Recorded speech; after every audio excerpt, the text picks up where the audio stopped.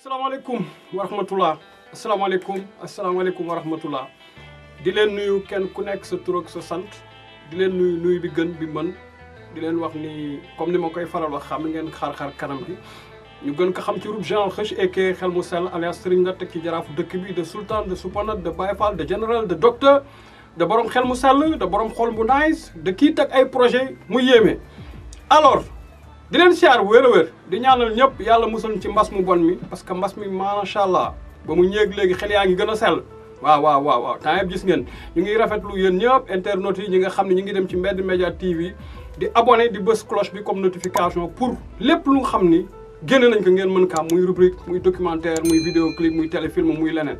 alors xoddiku balaa ngay lakkale réseau xoddiku balaa ngay lakkale di leen siyaar bu wér di wax ni seen liggéey doy na waar liggéey bi ngeen nekkee ci dëkk bi vraiment kenn ku nekk war na leen recevoir xam ni yéen ay liggéeykat ngeen xoddiku balaa ngay lakkale mieux vaut prévenir que guérir.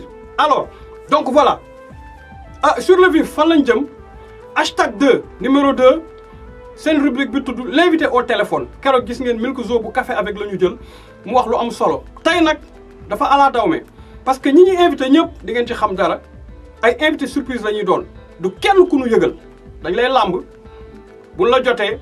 ñu laaj la nga tontuñu alors j'espère bien que ñoom daañu comprendre suñu concept parce que quand on dit faire la différence moom mooy nga xool li nga xam ni kenn defu ko nga def ko pour une première musul am fenn l'invité au téléphone nga woo nit ki léegi sans nga avertir ko am ko mu am professionnalisme bu toll na tontu la say question nga joxaat ka jaami fii rek la am Mbedd mi Média TV the new generation TV télé de la nouvelle génération télé bi nga xam ni ñu koy dippee boo koy seetaan doo am diabète cancer ba ci tension télé bi yokk sa intention ci lu baax kenn wax attention boo amul askom mu jox la kaañ muy ab ration kon ñu xool ki njëkk jël kan la au hasard nañu làmb téléphone bi ñu composé xaaral ñu composé jot ko peut-être mën na moom ñu jot ko buñ ko jotee j'espère bien que dinañu mën a tontu bienvenue chez Orange. Bienvenue chez Orange. Veuillez ne pas quitter, votre correspondant est en communication. est en communication. negal tuuti mu jël la. jàmm ci Orange. ki ngay woo mi ngi jokkoo ak keneen. negal tuuti mu jël la. bon voilà waaw ba tey ñu bàyyi ñu bàyyi seeti keneen moom mi ngi jokkoo bon voilà duñu leen wax kàlla mais mi ngi jokkoo ñu bàyyi seeti keneen alors ñu seeti keneen.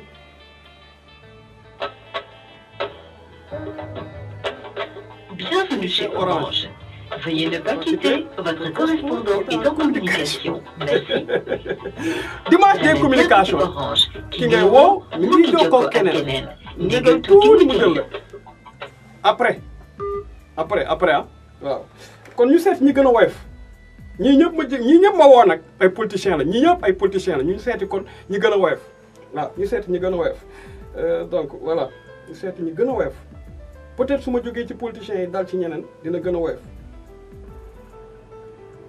J'ai appelé un homme de médias j'ai appelé 2 politiciens 2 négal tuuti mu jël la dimanche bi xam naa dañuy jokkoo alors ñu jël homme de médias bi peut-être moom mën nañu am ñu am ko.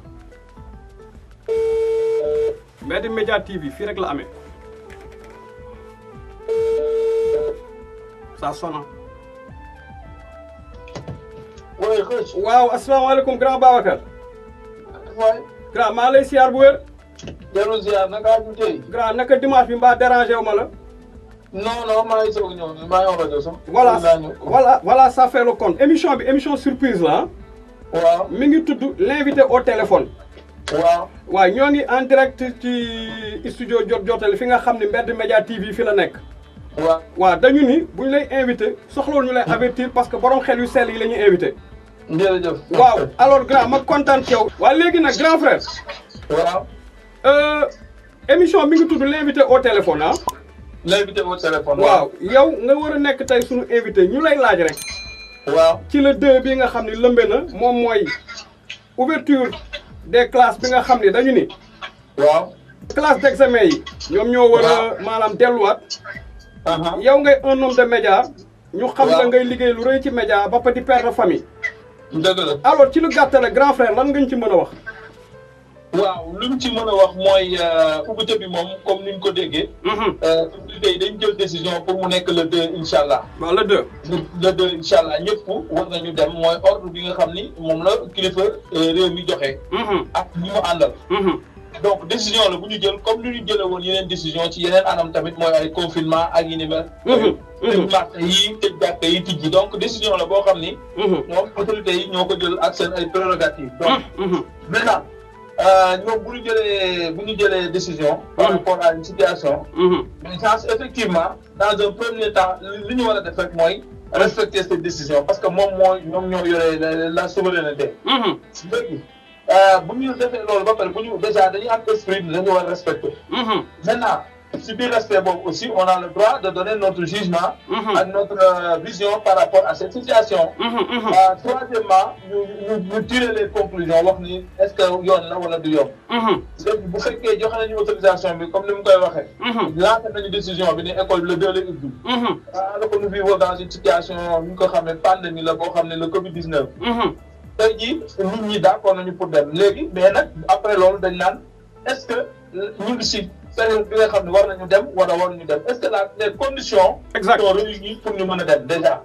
su nekk loolu ngay wax en tant que père de famille en tant que acteur. à partir de ce moment loolu ñu ko wax mooy da nga naan man non du ma dem. parce que déjà situation bi taneegul. bi ñu amee defe naa 2 xaw ma 3 cas lu ñu tëjoon école yi. tey mënuñu am ay 100 et quelques cas wala presque 1000 yu jege yooyu. ñu naan nañ leen tijjiwaat li nga xam ni moom mooy école. c'est sûr. à partir de ce moment nit ñi seen xel day dem mais comme on a dit. que état mooy juger mooy xool mooy apprécier mooy évaluer ba pare mooy jël décision. ñun dañuy jàpp ni loolu loo xam ni moom moo ko utilisé war nañ ko def mais buñ ci def aussi am nañu droit jox suñu opinion. mooy li may wax. exact instant bii. feebar bi tanewul feebar bi wàccagul mu ngi continuer di law. donc situation bi dafa gën a compliqué. mën naa wax. kenn warul à mon avis xalaat sax ni jàngi dafay war a am. parce que loolu nekk loo xaw a utopie day xaw a doy waar. mais ñoom dellusiwaat nañu ni ubbi boobu bu gën a am d'accord mun na am mais ñoom ils vont mettre en place tous les moyens adéquats sur le plan sanitaire sur le plan hygiénique. ak sécuritaire. pour que mu mën a ànd ak décision boobu muy le 2. léegi à partir de ce moment nit ñi lu ñu mën a def mooy xaarandiku par rapport ak décision boobu nga xam ne jël nañ ko. muy le 2 mooy ñu préparer xam ni dañu war a dem le 2 école. léegi nag ci biir day boobu avant ñuy dem xam nga depuis une semaine ñu ngi def ay sensibilisation. yaay yi ñu ngi wax inspecteurs yi ñu ngi wax. après ministre bi ñu ngi wax ñëpp a ngi wax. léegi di wax nit ñi di leen xamal ni dem bi war na mun a nekk ñun ñoo leen ko sant mais daan jël toutes les dispositions. ba mën a assurer li nga xam ni moom mooy sécurité bi sur le plan sécurité sur le plan hygiénique. ak sur le plan sécurité. donc ñoom ñu wax nañ ni décision bi am nañ ñu koy accompagner te ñi ngi si taxaw pour def ko. léegi nit ñi li ñu mën a def mooy li ñu mën a jàpp en tant que parent d'élève. mooy que dañu war a dem jàngi. léegi nag ça dépend à 2 mesures la ñenn ñi bu leen neexee ñu xalaat ni ñoom gisuñu mesures yi. ñi nga xam ni gis nañu ay mesures yoo xam ne indi nañ ko wala ay efforts yoo xam ne ñu ngi koy def ci école yi. pour le moment ñooñu mun nañu yolomal tuuti. ñi nga xam ne ne gisuñu dara ñoom duñ benn. waaw te période bii. gis naa ni depuis biñ ko waxee ba tey effectivement. ñu ngi jël ay mesures ñu ngi sensibiliser ñu ngi école yi man tey jii doxantu naa ci biir dëkk bi. gis naa école yoo xam ñu ngi koy désinfecté gis naa yëpp. ba pare IA yi ak inspecteurs yi. démb ak bët démb réceptionné nañu ay masques. ay gel ak ay beaucoup de produits yoo xam ni jël nañ ko ni si école leen koy def jël nañu ay dispositions aussi. ci école yi fu mel ne Degol ak ay Guiabert ak yu ni mel. wax ni daañu écarter élèves yi ba ñu nekk à deux ñu bañ a nekk ñu toog classe bu nekk par 20 la. ensuite daañu joxe ay masques daañu joxe ay gel parce que c'est des élèves yoo xam ne dañu nekk en classe d'examen. waaw muy donc ñi nekk CM2 la ñi nekk 3e ak ñi nekk terminale. donc ñoom joxe ñu garantie ni dina am effectivité dina am suivi donc de toutes les dispositions. yi nga xam ne mooy hygiénique. pour suivre cette ouverture là de 2. donc à partir de ce moment nit ñi lu ñu mën a def mooy topp dynamique boobu nga xam ni wane nañu.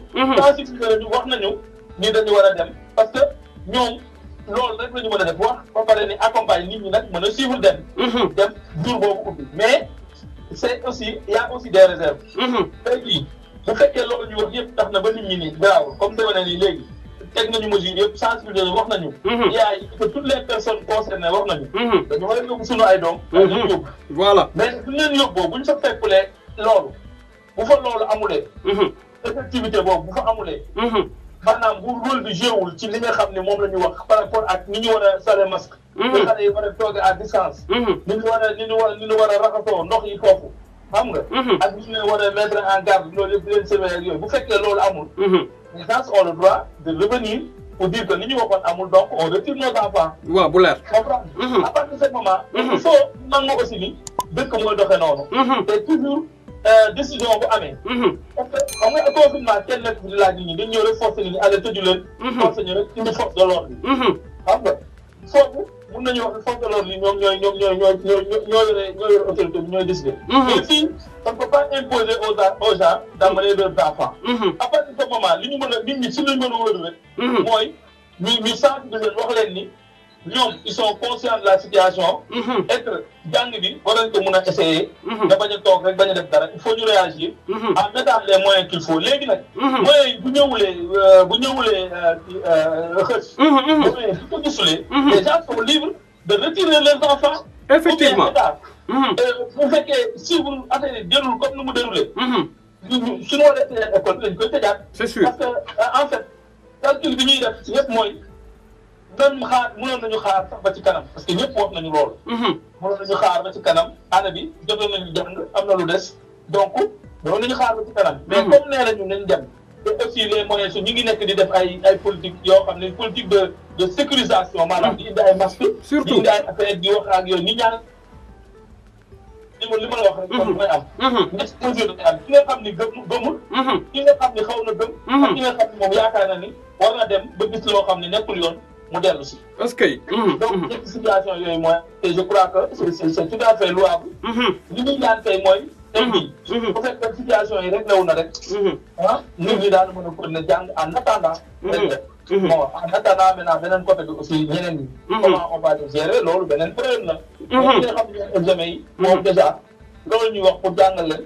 du yomb nag donte les situations les conditions yëpp mais toujours. du mate. du mate moom ci kii bi. du ko mate. waaw du ko mate. mais nag comme li may wax rek day am foo xam ne suñ ko tollee. peut-être lay jàng naan il faut sauver les meubles wala yooyu mais ñu ngi toog daal bañ a jàng. waaw bañ a jàng. entre ñu xëj. entre ñu xëj. man li may wax mooy. tey jii école bi ñu ko tëjee ba léegi. nit ñi dañuy toog seen kër jàngi wuñu demuñu fenn. xam nga léegi comme yeneen décisions yi ñu jëloon tamit ay confinement ay tëjement ci ak yooyu. comme li ma lay wax. yooyu tamit dañ ko def ñu toog respecté mais bu ñu demee ba xaw a relaxé. bàyyi yenn affaire yi ubbi jàkk yi comme ni wax defaat yooyu. politique boobu mooy dem day dem ba ci école bi demaat ba ci leneen. parce que même confinement bi xëy na mën nañ dem ba ci kanam ñu gën ko relaxé waat wala yooyu. waaw est-ce que. léegi nag loolu état moom mooy principal responsable de la situation qui peut arriver. moom mooy le garant de l'intégrité ak la survie des populations. donc à partir de ce moment nit ñi ñoom ci ginnaaw la ñuy topp xam nga président bu génnee wax dara rek. nit ñi dañu war a appliquer ñoo ko xool fekk fa. moom li ñu wax pour ñuy tekkandiku pour mën a jouer suñu rôle mën a vivre quoi. exactement. mais nag chacun est libre xam nga lu mel ne sa doom. yow yaa ko moom sa doom la. su la neexee nga demul école. c'est libre. ki nga xam ne moom yóbbu na doomam. moom yaakaar na ni te bu dina tare. keneen ki nga xam ne nag gisul sax condition. moom du tax yóbbu doomam. donc ñëpp étapes yooyu moo fi def te defe naa ni gars yi ils ont bien travaillé ba nga xam ni xëy na dañu nañu un peu la confiance des gens léegi nag les gens sont libres maintenant de vérifier l'effectivité de ces mesures là comme li ma wax.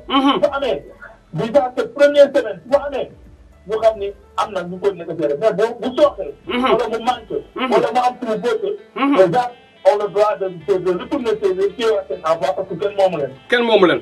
effectivement waaw grand Babacar sa analyse muy analyse bu pertinent. analyse boo xam ni un véritable expert ni lay waxee vraiment liñ la doon woowee vraiment réccuwuñu ko. alors xanaa rek di la remercier di wax ni xam nga ñi doon jot a jot ñi ñuy woo ci suuf. donc concept bi mooy l'invité au téléphone donc voilà nga nekk suñu invité ba pare nga nekk diriger station bi nga xam ni moom mooy Zik FM. di la ñaanal grand yàlla na xel mi yàgg sell. mais ñoo ko bokk. waaw ñu ngi rafetlu aussi liggéey bi ngay def. jaajëf parce que loolu la ñu soxla quoi il faut nit ñi aussi di waxtaan. entre jeunes entre homme de presse ak yëpp. loolu rek moo am solo quoi. jaajëf moo grand tey jii. tey jii dama lay wax ni tey jii. gars yi bu ñu sañoon. bu ñu sañoon. ndox mi dem ñëpp yóbbu seen doomu jàng. ñëpp a ñu souffrir ñëpp a ñu sonn. est-ce que mais on ne peut pas aussi baisser les bras pour toujours xam nga. il faut mu am état moom toujours day am ay manquement loolu moom. en temps normal sax xam nga ni daan naa am ay situation yu métti yoo xam ne dafa amoon fii. waaw mais comme nag ñun ñëpp ñoo bokk affaire yi di ko dund di ko métti. dañuy yaakaar ne ñun aussi on ne peut pas laisser nos enfants parce que tamit toog nii rek jàng toujours. parce que am na ñu bëri ñoo xam ni. ñuy commencé ñàkk jàng daal ñëpp a. ñuy commencé jàng ñu jàngoon ni naatakaay bon. xam nga alors que. peut-être mën nañoo xëy na def effort tuuti bu ñu gisee changé. bu baaxee ñu dem su baaxul. taxaw xoolaat changé waat ba yàlla di soppi affaire yi. est-ce que. aywa mon grand kontaan nañu aywa merci grand. jaajëf waay jaajëf on est ensemble.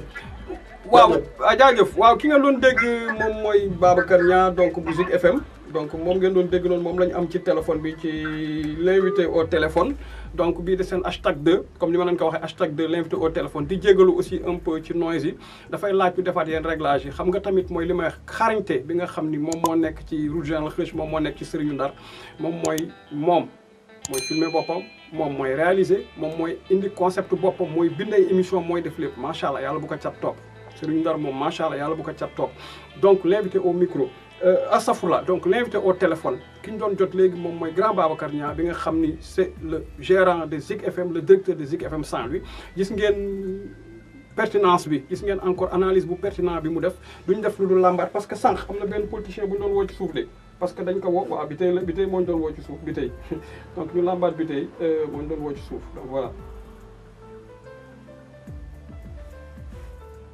waaw moo ñu doon woo ci suuf parce que dañ ko woo jotuñu ko léegi ñu xool bi tey ndax cette fois ci dañ ko jot est-ce que du madame daka tegal reer instant bi ni bismillah allo waaw sëñ bi tey waaw ñu ngi lay siyaar de siyaar naa la wéy ça va waaw mais bi tey xanaa da ngay nelaw yow dafa mel ne madame dala teel a tegal reer nga sonn noonu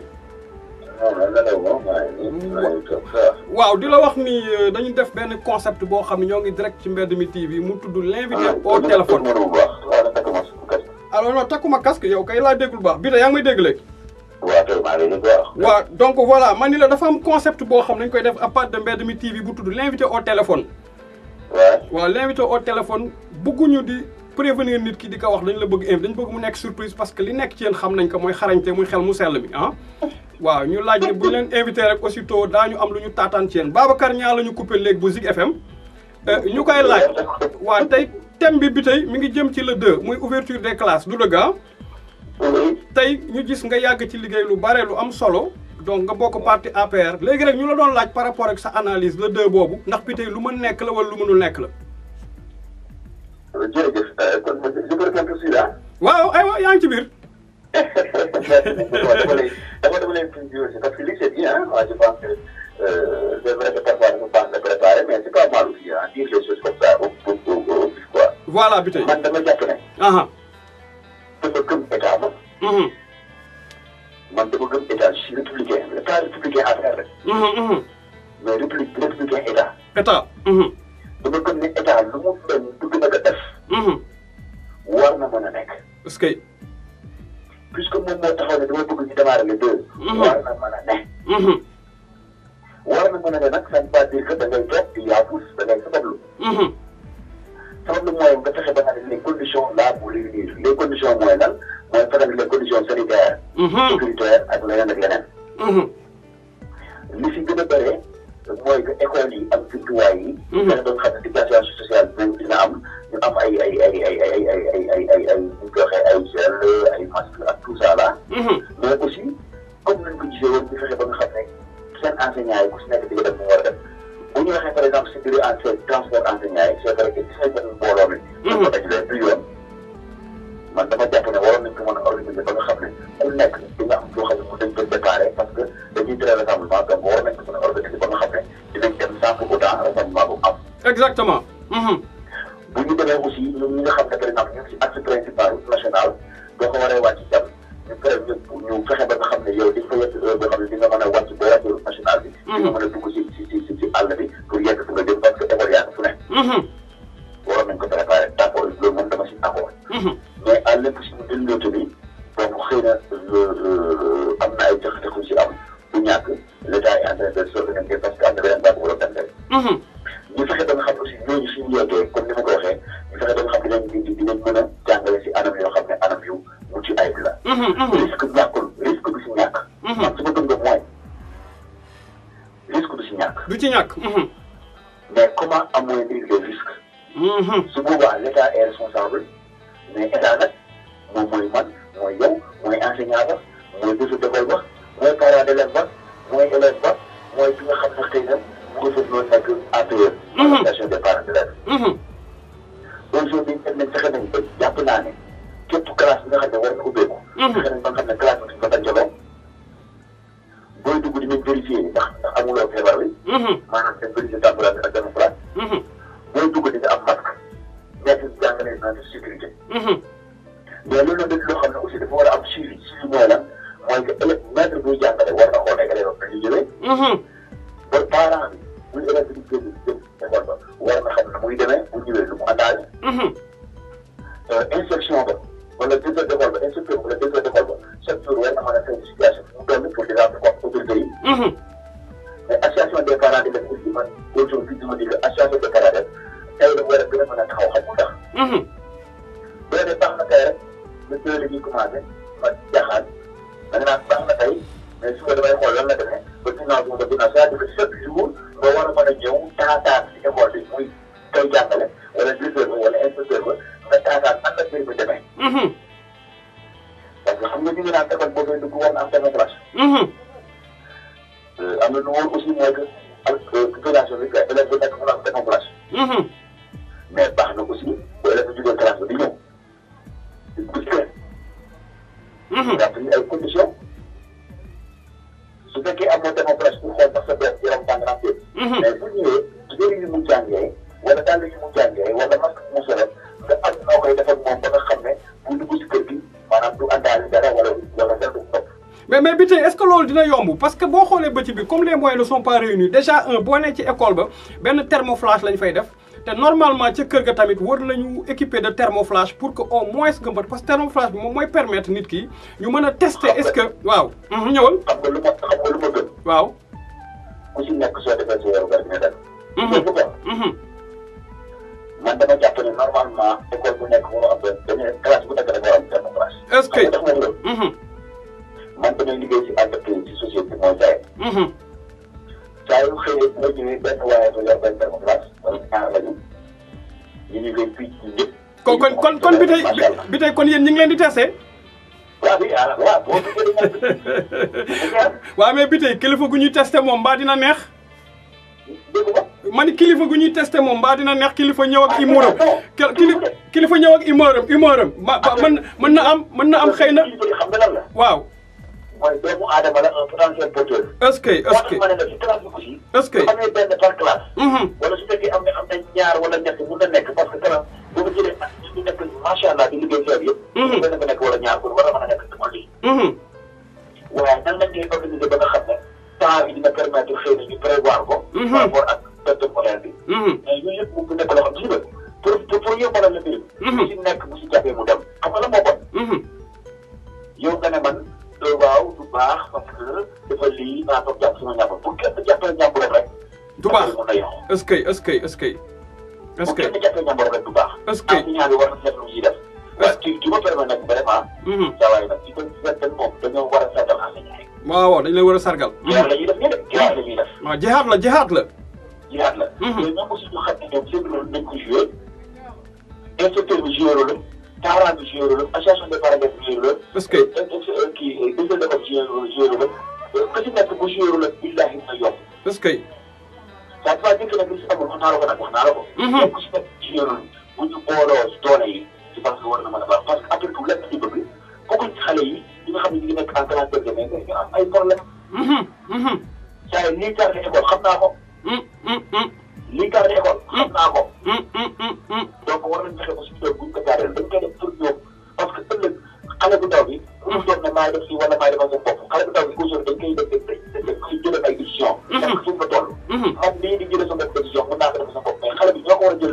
parce que est-ce que dans 2 ans bu tànnee di ngay ñëw ne ko bon dafa amoon Covid moo tax ñu ne waroo woon jàng yi.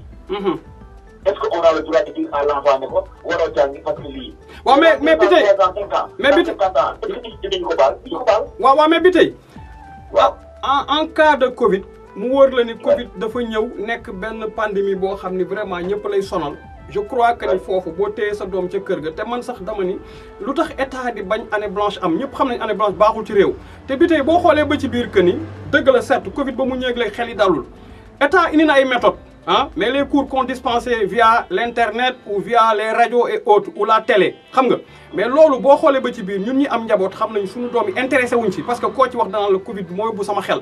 léegi nag ñooñu wax classe d'examen est-ce que réellement yaakaar nga bu ñu demee résultat ren dina am est-ce que laajul woon état ren rek mu gëmm bëtam parce que 88 la année blanche njëkk am au Sénégal yow xam naa période boobu subir nga ko yaa ngi koy wax xam nga metti na loolu.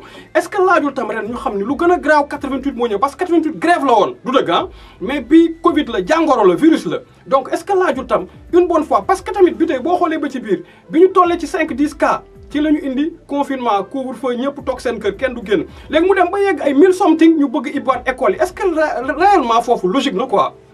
logique la xam nga la benn affaire dama lay jox benn scoop benn tey. xam nga si scoop bi lan la.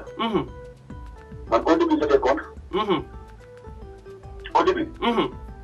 j'étais contre même par rapport à la situation bu ñu ne dañuy bàyyi j'étais contre xam nga dafa mën a je suis contre. c'est parce que xëy na. toll nañ si nga xam ne depuis juddoo man maa gënoon tiit koy tiit parce que sama doom la jour affaire bi juddoo. jour affaire ñëw Sénégal la judd. est-ce que non sama akulaay daal la. waaw kon yow bébé corona nga am. yaa ko wax de. ma dégg ma ne ñun. waaw. suñu société bu mu demee xam nga man bi su ma nekkee agence aérienne. gars yi état bi ne à la kulliyaal man. ma toog sama kër ma bañ a toog sama kër dama jël sama salaire. su ma neexee ma ne waaw bon affaire yi tàng bu kenn génn ñu biiral ma wax ma rek rek aussi lu ñu lekk dugg ba mu baax dugal si kër gi toog jàpp sama ñàpp. mais am na ñoo xam ne amuñ loolu. pourquoi di bëgg leen xaj moo tax ma ne ci li ñëpp andi lu ñu nii. c'est parce que on s'est rendu compte que déjà fi kenn gënu koo xam lu xew si réeram il est informé. gannaaw bu ñu defuloon lii réew mi dañ day waar. est-ce que. ni kon yaay gis benn kon gars yi ñu ngi daal di guddi. Ouais. Pour après du lekk. Ouais, bu leer. C'est pour que ñu reprendre l'économie. Ouais. yaa ngi dégg. Ouais, c'est sûr. Mais pour élèves li ma wax léegi pour élèves. La situation est difficile xam nga situation moom bu difficile rek. loo def dañ ko comprendre loo def aussi mu nekk bañ a comprendre. parce que. mais nous n'avons pas le droit aussi toog. bañ a élève bu leen def bu leen def jaase. est-ce que yaa ngi dégg. moo tax ma ne la jàng boobu noonu. Pour que tu catastrophe, il faut qu'en comparaison n'est pas raison. C'est sûr. Ce qui s'est passé en 88. Ce qui s'est passé en 88, beaucoup de lignes. Ouais. Mais c'est parce que lui, grave, non?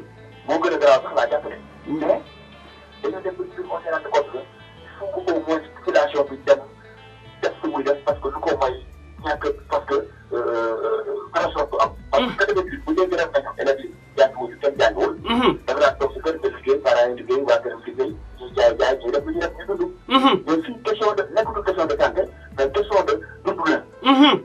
nga am loo dundee moo tax aussi du benn waaye bii aussi garaaw na waaye bii aussi moo gën a compliqué. c'est sûr. raison pour laquelle bi je me dis que pour la postérité nañu bàyyi beneen bi jàngi.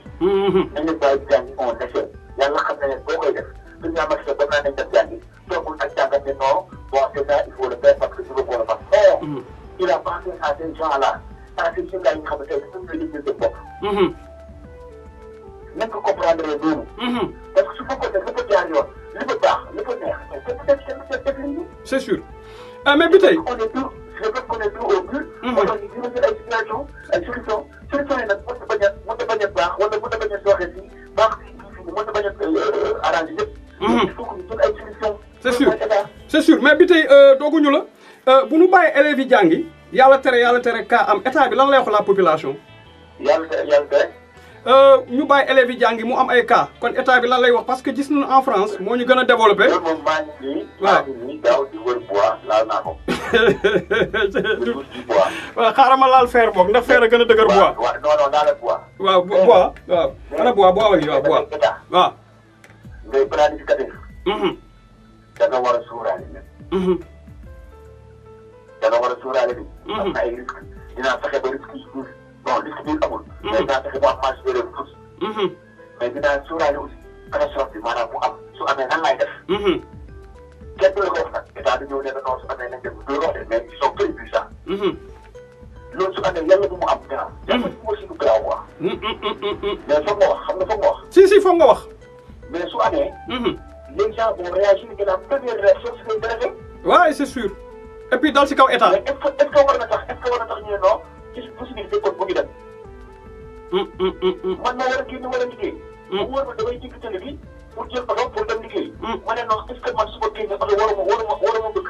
ma ne non kon de man dama génn liggéey parce que oto bu ne woon bëgg. non damay dem liggéey. c'est sûr ma xool sama gauche xool sama droite jéggi télé bi jël oto dem liggéey. mais war na toog ma ne du ma ko def voilà de manière en fait c'est une compréhension primaire ah c'est un peu ça yombul parce que wala la ci yombul. dañuy fekk ñu jël décision yombul si ñoom nit ñi di am di parent yombul benn parent neexu ko tey mais ne su doon day génn en disant que tey mën na capable.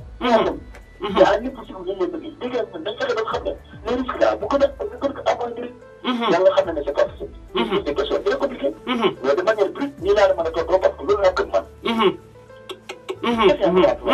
maa ngi comprendre. voilà maa ngi comprendre vraiment bi tey ñu kontaan ci yow li ñu la doon woowee rëccu wuñu ko donc voilà concept bi tudd l'invité au téléphone. alors maa la gën a kontaan parce que seen bii baax na bii baax na. kon bii nooy na. bii nooy na bi tey akasa jaajëf bi tey. donc voilà ñu kontaan ci moom kii moom mooy Ababacar Biteye moom moo fi nekkoon directeur cabinet Mouhamadou Mansour Faye le premier magistrat de la ville instant bi il est retourné à la SAED parce que dañuy wax ni boo nekkee quelque part ñu dem ba foofu nekk toof da ngay dellu fa nga jóge woon kon ku xamul foo jëm da ngay dellu fa nga jóge woon donc voilà muy un jeune leader boo xam ni man j'aime bien aussi tamit di ko poser question muy répondre parce que xel mu sell tam la yor dañ ko koy nangul te li mu wax yëpp tam ngeen jàppee ko noonu parce que tamit nee na bu doon sagoom kenn du jàngi mais tamit ñàkk jàng bi tam dara la loolu yéen internautes yi la ñuy bàyyi ngeen analyser que après ngeen indil ñu ci li nga xam ni dinañ permettre ñu teg plateau bu large ñi nga xam jël nañ leen yëpp ñu jëlaat leen ñu toog ci plateau mais ba tey xarañte fii la am Mbedd Média TV donc dañuy lambaat téléphone bi ñu xool waaw ginnaaw bi ñu jëlee bi tey jël Babacar Niang alors ñu xool kan la ñuy jëlaat sànq ñu ngi ko woo mi ngi jokkoo waaw xëy na peut-être mën na am instant bi buñ ko woowee ñu jot ko waaw peut-être instant bi waaw bon voilà. Bienvenue chez Orange. voilà Veuillez ne pas quitter votre correspondant. kii mooy Bamba Faye dafa mel ne ligne nga dugg. mais koy woo instant bi Bamba. boobu ba léegi ñu ngi lay woo yaa ngi jokkoo. donc voilà Faye Bamba vraiment tu es mon ami. vraiment je t'estime beaucoup woo naa Babacar Niang jot ko woo Biteye mi ngi jokkoo Biteye rappelé ma waat ko jotaat ko Faye Bamba koy jokkool Bamba looy duggee ligne yaa ngi toog ci wetu soxna si mi ngi lay defar ay ginaar di la nokkosal Bamba koy jokkool borom affaire nga nag xam naa bu la lambaatee jotuñu la dañuy zappé donc ñu xool beneen sanday boo xam ni peut-être dinañu mën a permettre au moins ñu jot benn sanday benn mère de famille donc ci biir mère de famille daf ci am koo xam ni war nañ ko mën a jot donc voilà ñu xool moom temps yëpp mi ngi woon studio parce que day préparer albumam lay pare donc waaw léegi kii dañ koy làmba c'est une mère de famille en même temps mère de famille la en même temps artiste musicienne la day préparer album bi le 2 juillet incha allahu rabi ci kàttanu yàlla ci lay génn mais mi ngi woon studio temps yëpp mais du ñàkk nag ñu làmb ko xool peut-être heure bii mën na am sama grand lay tagal reer mais ñu làmb ko ba tey waaw ñu làmb ko rek mën na am mu jël moom heure moo ko làmbee day jël moom elle prépare son album sortie bi c'est le 2 en même temps elle est mère de famille en même temps je crois que dina jël léegi parce que je suis son frère de cœur dina jël non elle va prendre dina jël incha allah même buy reer day bàyyi reer bi ah mooy jël mi ngi sonn rek wala mi ngi waaw mais si sa de cœur si sa de cœur maa ngi lay jëw direct ci Mbedd Média TV nee naa la bu ma la woowee waaw boo doon reer boo nekkee studio boo nekkoon tribunal di plaider da ngay bàyyi da ngay jël. wallaahi Azim yaay sama frère de cœur. waaw léegi nii maa ngi wax ni. sunu album bi ñu ngi koy gàttandu incha allah rabi le 2. le 2 juillet incha allah. waaw le 2 juillet boobu parce que tam avant le 2 juillet boobu dañuy wax si le 2 juin. parce que yaa ngi en direct ci studio Jotali nekkaat en direct ci Mbedd Média TV. muy concept boo xam dañ ko teg bu tudd l'invité au téléphone. léegi laa quitté ak Babacar Niang bu Zik FM. quitté waat ak Bitey ex-DC Mansour Faye te nekkaat Sayed Bitey nga xam ko bu baax. alors ngay mère de famille di artiste musicienne di parolier di éducatrice yooyu yëpp mën na nga boole ko. alors ñu war a wax rek avant ñun suñu 2 bi ñu moom muy le 2 juillet incha allah bi suñu album di génn album international bi. dañu bëgg le 2 juin bii nga xam c'est dans 2 jours ñu wax ci. te li ñu bëgg wax mooy par rapport avec la rentrée delluwaat à l'école. maa ngi koy wax léegi bi tey mun ma xale laa woon man nga xale nga woon parce que nee naa ko en 88 la année blanche njëkk am Sénégal. te boobu dafa am li ko causé woon moom mooy grève la woon. mais bii ñu ni bëgguñu am année blanche te bii li gën a grave moom muy pandémie mooy coronavirus wala Covid 19 wala Covid 20 comme li ma koy tuddee. alors ñu bëgg rek taataan tuuti sa xel mu sell nga wax ñu. le 2 boobu yow nan nga ko accueillir est-ce que yaakaar nga dëgg école war na ci mën a jàngiwaat wala école vraiment war na nu mën a aj kook yi daal ba ci kanam. waaw maa ngi sant bu baax mon frère de cœur di kontaan aussi ci yaakaar bi nga am ci man ak confiance bi. le 2 boobu ngay wax nag moo yëngal àdduna moo yëngal Sénégal yi ku wax ak ku waxul. est-ce que. parce que fii ñu toll nii le 2 tout le monde l'attend avec des frissons. toute mère de famille. tout père de famille. di képp ku am mag wala nga am rakk wala nga am doom ji nga xamante ni toll na ci classe d'examen war ca dem sa fit yëngu na. parce que kenn mënul comprendre. ñu yeewoon suba fii ni on ferme les écoles. parce qu'il y avait un danger. période bi nga xamante ni nombre de cas corona bii nga xamante ni tey moo lëmbee àdduna. parce que. tolluwul woon fenn. ñëpp ragal ñëpp tiit ñu ne dañuy veiller sur la population ñu ordre public dafa am ñu ko yor. dafa am ñu war garantir la sécurité des populations.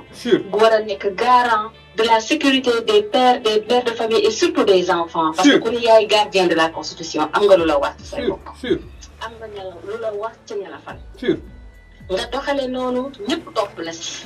nit ñi sax saluer ko. macha allah. nga yeewu suba nga dem ba ñu frôler ay milliers. macha allah de cas. fi ñu toll nii nga yeewuwaat suba nga ne da ngay ubbi. école yi na xale yi dellu école. mais loolu équivoque boobu ku ko waxul xam nga ni sentir nga ko ça ne se justifie pas.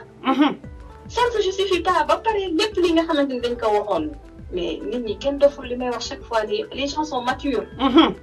te fii kenn du fi nangu ñii jël sa njaboot di leen def ay moutons de paniche. est-ce que. wala ñu leen di jël di leen def ay cobayes on l'acceptera pas. est-ce que. duñ ko nangu parce que nag itamit xëy na sax école sœurs yi ndax doole yamul. am na ñi nga xamante seen doom yaa dem ci école catholique yi. di fay par weer xëy na ñooñu lan ca mën sax boo jëlee sayam bu mel ne sayam Pikine. ak na mu toll macha allah ak li fay ñëw ci xat di fa jàng si. est-ce que ak situation ya fa enseignants yi nekk ya fa xale yi nekkee. soo nee mën nga jël nombre boobu ci masque nga def ko fa ni mën nga jël nombre de gel alcoolique ba mu war a am nga def ko fa. ni waa Croix-Rouge ya fa war a taxaw ak nañ fa war a toogee di ko mën nga def ko fa. ak benn thermoflash bi. wallahi azim. parce que tout le monde en parle man ma fille Khady Mélanie elle fait la terminale. lycée Faidherbe la nekk. te dafa ñëw ni ma maman 2 madaar la ñu yóbbu suñu école. est-ce que. ma ne ko lan nga wax mun ma 2 madaar moo fa nekk. ni ma maman man de bu dee damay dellu da ngay wutal suffisamment de masque wutal ma ay gel alcoolique et cetera et tout. xëy na man su ma ko mënee keneen mën na ko bañ a mën. te moom su ma ko defalee elle n'est pas à l'abri te tey jii bu ñu delloo sa école ba kenn ñëw indi ko professeur bi mën na ñëw indi virus bi. xale ya fa nekk mën na ñëw kenn mën na ko ñëw indi ku ñëw yóbbuwaat sa biir kër. contaminer sa population sa kër yëpp sa enceinte yëpp mais boobaa kan mooy loru. est-ce que. man daal je me dis que y a un plan qui est là boo xamante ne il est inavoué. bu xaw a doy waar yàlla nag mooy ki xam. mooy ki xam yàlla. waaw sister doguma la état lan lay bañ ci année blanche parce que comme ni ma ko waxee waxu xaar du ko yàq nee naa en 88 grève la woon grève rek. ñu obligé def année blanche mais bii pandémie la virus la ñu ni bëgguñu année blanche am état lu muy bañ ci année blanche. loolu moo tax ma di yaa anguille sous roche. parce que amul lu fi mos a am. te crise économique bi ñuy wax elle est devenue mondiale ñëpp ko vivre. yaa man je préfère ma ñàkk sama alal yore sama bakkan di def di liggéey. di ko dabuwaat plutôt que ma ñàkk sama bakkan. parce que bakkan ko xas ba ñàkk dootoo jaay printemps mënatoo ko jënd feneen. mukk te nag jeunesse bii moom mooy avenir u pays bi. luñ ci mën ta wax mooy avenir u pays bi te xale moom bañ nañ ko ba wax ne leen les enfants bu ñu attrapé le Covid ñoom ñoo gën a contagieux ko gën a contagieux ci àdduna. lii kay moom dellu école mooy tasaare la chose ci àdduna. Sénégal ba mat sëkk. man daal vraiment je ne suis pas d'avis que ni école yi waroon nañ ko ubbi c'est une erreur monumentale. waaw léegi erreur monumentale. effectivement erreur monumentale léegi man aussi dinaa condamner aussi tamit père de famille et mère de famille ak la population parce que bu fekkee état bëgg na gars yi jàngi te mesure yooyu ñuy wax matale wu ko parce que yaa ngi wax ay 2 madaar thermoflash nee nañu école bu nekk benn moo fa nekk masque yi xëy na mën na doy parce que comme ni ma koy faral wax parce que bu ma neexee tey ma teg benn mouvement dem ji si tailleur ba ca koñ ba dem peese ay kilo tissu ni ko saa jàpp ci nga may ma ay masque da kay ñaw parce que kenn ku nekk da ngay bëgg def lu baax du dëgg masque moom yomb na te masque bi taxul tamit dëgg jàngoro boobu bañ la dal parce que li nga wax dafa leer te xale yi tey de nos jours masque yi ñoom ñëpp ci menton lañ koy def kenn deftu ko ci bakken léegi laa jógee sport merci léegi laa jógee sport mais dama tiit muy arrêt ba muy fu mën ñii sax takkatuñu masque ñii ku ko deful sa menton takkatoo ko kon ça veut dire que ni gars yi ragaluñu corona mais police lañu ragal parce que début bi police bi mu doon wax ku takkul masque ñu jàpp la amende la 3000 ñëpp takk nañ ko mais police ba mu bàyyee loxoom kenn takkatul sa masque léegi damay wax comme yow ngay liggéey ci wàllum yoon alors justice lan la wax dëgg sur ce plan maanaam loolu nga xam ni tey àq ak yelleefu bani aadama bi les droits de l'homme yi ñuy wax alors ñu bëgg ñu forcer à ce que ñu def des choses yoo xam ne vraiment adéquates loolu lan la ci yoon wax. man dama ni yenn yi sax non assistance la. pour des personnes en danger. te itamit man je me dis que ni kenn forcé wu ñu lenn de man général. d'accord ma foofu de kenn forcé wu ñu lenn parce que nee naa la fii tout le monde est mature xale nekkatu fi. c'est sûr. lépp li nga xamante ni waaye nangu na ñu teg ko rek ñu teg ko dagal na. yaa ko tegoo. le peuple est mûr et mature ñoo ko nangu. mon frère. xam nga ni yow mi sa bopp artiste nga. macha allah donte tu es polyvalent macha allah yaa ngi ci secteur yu bëri. mais tu es très très proche de nit ñi li ñuy def man damay jëndale sama bopp ndax yàlla suturaal na ma am na ci leneen lu muy yëngu. mais du tere je vais me sentir solidaire parce que tey jii yow mënoo lekk nga bàyyi sa frère. mukk mënoo naan nga bàyyi sa sœur. mënta ne. te wax dëgg fa yàlla contrat yi fi nekkoon nit ñi di ci yaakaar di ci dox di ci liggéey nekk ci studio yi di liggéey si dara et tout di génne. di produire. di am loolu mooy ñoom seen salaire ñoom amuñu salaire mensuel. artiste moom li mu am mooy voix wam moom mooy instrument wam. ndeysaan bu dara amee fii mooy sax mu dem fa lu mu fa am dans la dignité ñaanul kenn. raamalul kenn sukkalul kenn day liggéey. parce que art dafa fort te du seulement musicien bi. art plasticien bi fi nekk même chose lay dund. keneen danseur bi fi nekk loolu lay dund. artistes yi nga xam ne ce sont des artistes comédiens mais loolu lay dund. mais tey jii tout est fermé. ñooñu nan la ñuy dundee man fekkoon naa vraiment nit ñi def tuuti taxaw seetlu ñu bàyyi xel ñooñu. parce que ñooñu ce sont des thérapeutes léeg-léeg nga toll ci situation bu métti. nga taal sa rajo wala nga am loo dugal déglu ko mu delloo si la dalal sa xel. xam nga ñooñu noonu tey jii nii mënuñu fëgg kenn ñaan la. mënuñu àbbi fenn amuñu garantie à la banque pour ut prêt wala quoi que ce soit ñooñu nan la ñuy dundee di ay citoyens sénégalais. te pourtant on nous a dit que y a des fonds qui avaient été dégagés pour la culture mais kan moo fi touché dara ci culture. jar na laaj. kan. jar na laaj ay 120 millions ngay dégg par ci par là bind ji leen fii ba ñu nee bind ji leen fii macha allah artiste ñëpp a dawandoo. kenn ku ne dem bind kan moo recevoir dara. ndeysaan ndax sonn. ci weeru koor la ñu génn. ndax sonn ndax sonn am nga sa njaboot. ndax sonn mais nan la ñu xalaatee ñooñu noonu nan la ñu tuddee korité bi. et puis sister di ubbi benn parenthèse di wax mention spéciale ak collectif des Français de Saint-Louis. parce que ñoom def nañ benn geste bu noble. jaare ko par bekkaay woo benn nombre ci artiste ñoom it ñu woo ci ñi ñuy liggéeyal ñiy dawal fas yeeg yooyu yëkkati lii ci ceeb lii ci suukar lii ci saabu ak dëwlin jox leen ko ñoom defe naa te biñ koy indi dafa nekk c'est venu à temps parce que dafa fekk à 2 jours de la Korité ñu jox leen ko loolu muy geste à saluer contrairement ak boobu ba léegi li ñuy yooxu vraiment lu yàlla xeeb doy na. ñooñu dañ leen di sant mon frère. waaye am na feneen fu mu gënoon yey.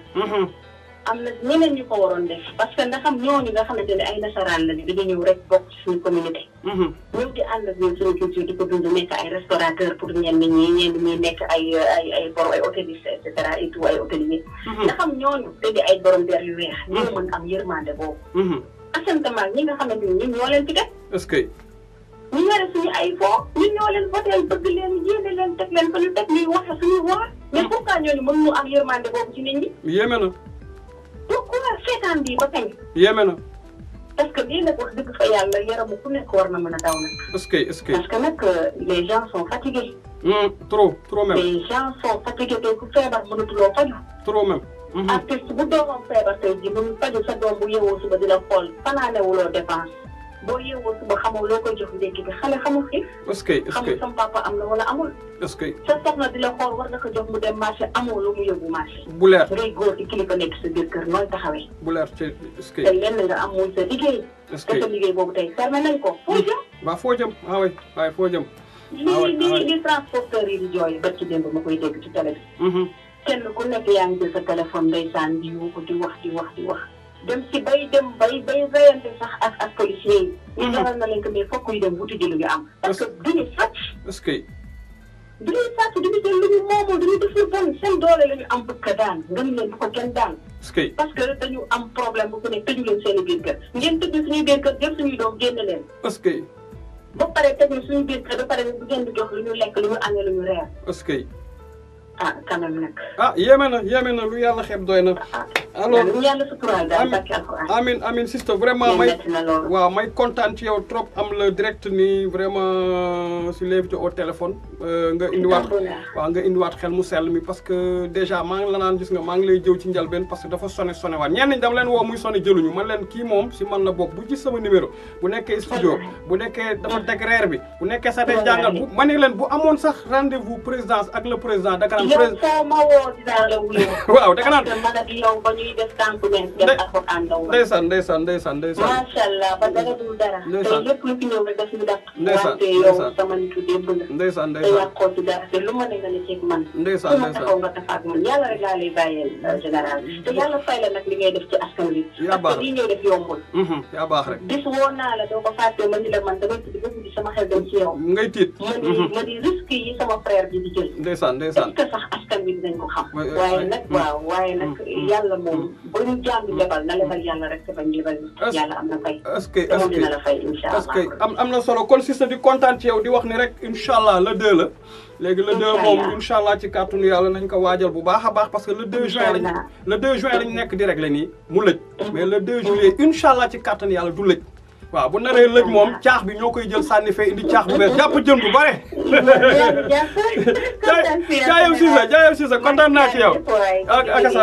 akasa yàlla boole baal. waaw alors defe naa Bamba Faye moo ma doon waat ci suuf pour dugg donc voilà ça c'est ma sister de cœur vraiment gis ngeen fi mu waxee ñoom elle est greffière en chef instant bi elle est conseillère juridique période bi mi ngi liggéey lu mag Saint-Louis boo xam ne bu bëgg Ndar. mi ngi pare album le 2 juillet incha allah nee naa le 2 juin bi la ñuy làqati moo lëj mais le 2 juillet incha allah ci kàttanu yàlla du lëj parce que bu naree lëj mbaal moom la ñuy jël sànni wut mbaal mu bees tàq bu mën a jàpp jën bu bare sax dundal ñëpp parce que moom ku yaatu la ku yiiw la ku yaru la te album international naa leen ci ñamal tuuti nag ci fin émission bi naa leen ci ñamal topp ngeen bàyyi ci xel avant guu la mais ñu ngi ci pare lu doy waar donc voilà muy sama sœur gis ngeen nu ngi koy faral waxee maa ngi moom bi ñu ànd boobu daal amul ñoom ñu jóge Rudoxor jaar Corniche yaa ma gën a xam dem Alxuraan Abdou Wahab Diop yaa na ko yàlla yërëm université de Balakos jàng ji taataan foofu xel mu sell moom ñu topp ci Alxuraan moo ñu topp ba tey maa ngi koy wax sànq ni que dama nekk biir studio di record ba ci yàgg yàlla def ni ma gis carte bi dafa fuul te moom mi ngi wax te ma mujj changer carte bi c'est di tic au tac maanaam loolu la ñuy wax efficacité rapidité crédibilité efficace rapide crédible après continuer waat vraiment fi ñu tolloon kon sister de cœur tundal am na ku ma doon woo defe naa dama ne woon dama koy yemale fii mais ba tey bu fekkee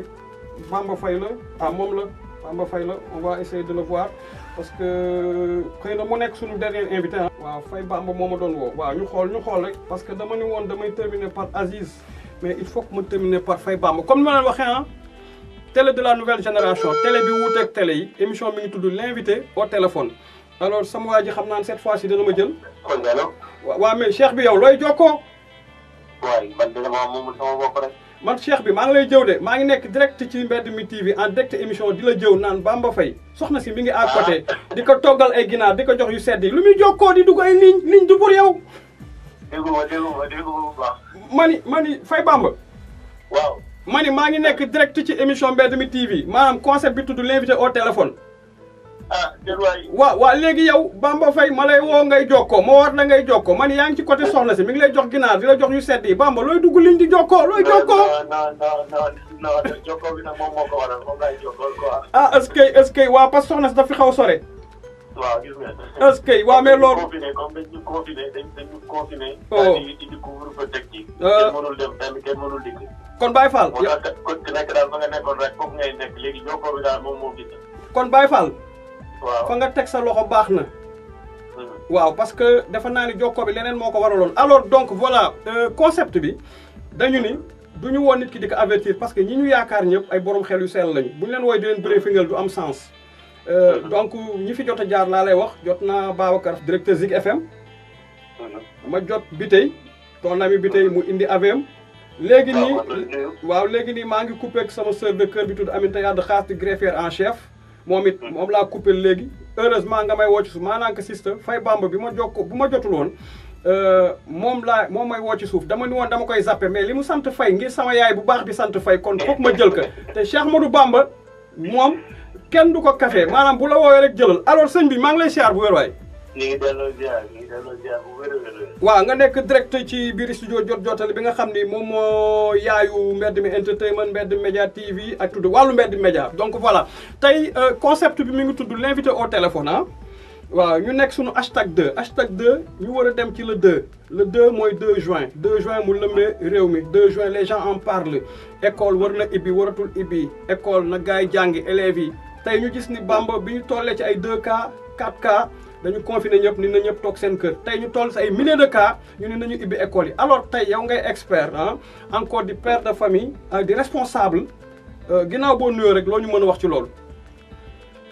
waaw jërëjëf Proust maa ngi lay ziaraat di la nuyu. di confiance yi encore une fois ak ci xalaat bi nga am jàpp ne war naa ci mën a barkeelu wax ci dara. jaajëf mon frère. ginnaaw bi ma nuyoo ñëpp ñi ñuy déglu nag. ñuy déglu di leen ziar.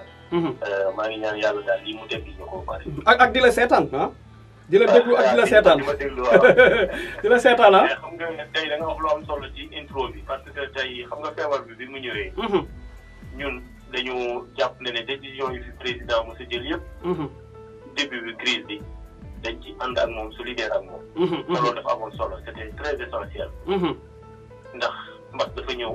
ñun ñëpp ñu conscientiser ñu. sensibiliser ñu. communiquer ak ñun ba ñun sax ñoo dellu def sensibilisation bi ak communication bi à l'endroit d'autres personnes kon ñun ñooñu.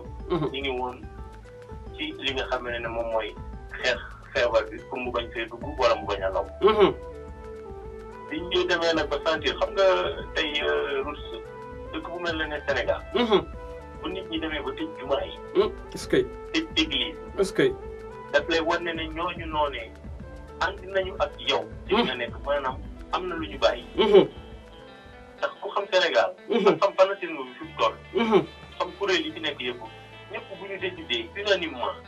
tëj mooy wane ne ñooñu ànd nañu ak yow ci décision yooyu. man nag jàpp bi ma ci def mooy loolu moom mooy mën a métti ba léegi mooy da ngay am chef de guerre. ngeen ànd di dem xare ba jamono jot mu daal di jékki-jékki rek daal di teg ak ngànnaayam dëpp woon leen ginnaaw bàyyi leen yéen kenn xamatul fi mu ne luñ ci war a def. est-ce que loolu moom moo dal Sénégal jamono ji. est-ce que. waaw ndax dañu tolloon ci diggante boo xam ne ni man damaa jàpp ne bu ñun ñëpp ñu bàyyee ku nekk li la neex.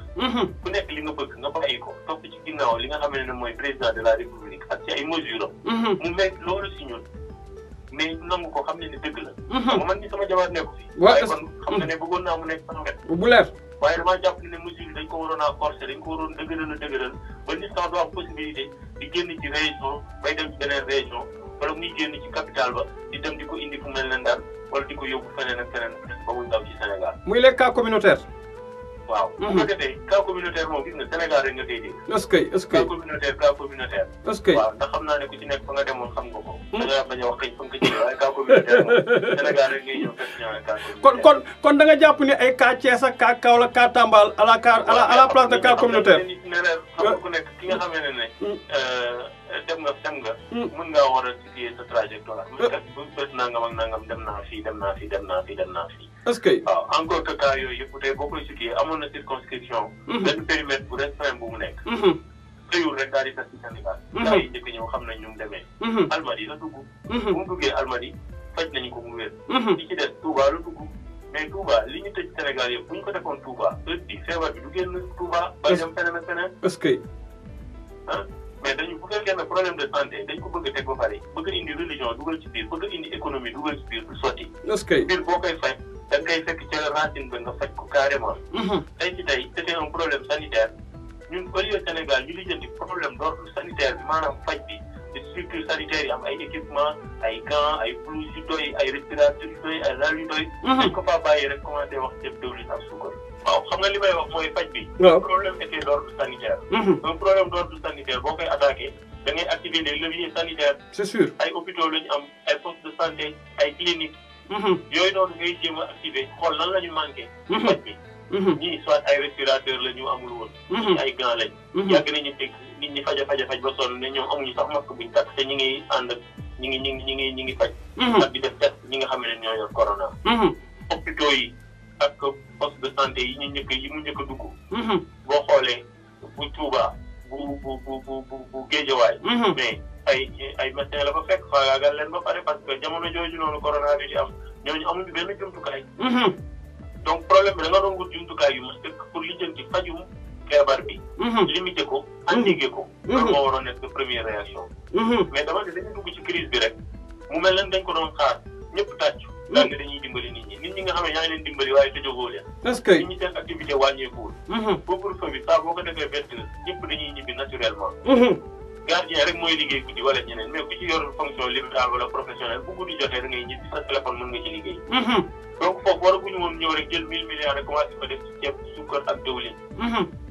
encore que foofu je suis resté un peu perplexe parce que xaalis ku ko xam na ne moo gën a gaaw a envoyé que ay choses nature espèce ngay envoyé. comme bourse familiale liñ koy def da ngay toog jot sa xaalis sa doo ci sonn kenn du xam ne ñu jot nga.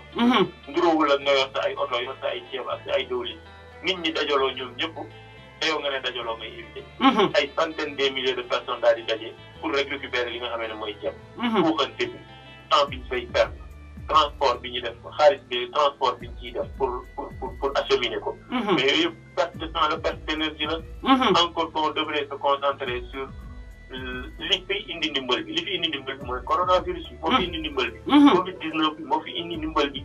donc balaa ñuy waxoo ko ndimbal bi ci def suñu énergie yëpp ñu lijjanti nu ñu fajee loolee. professeur je disais que toog na ba benn jamono mu def visite Ziguinchor bi mu ñëwee.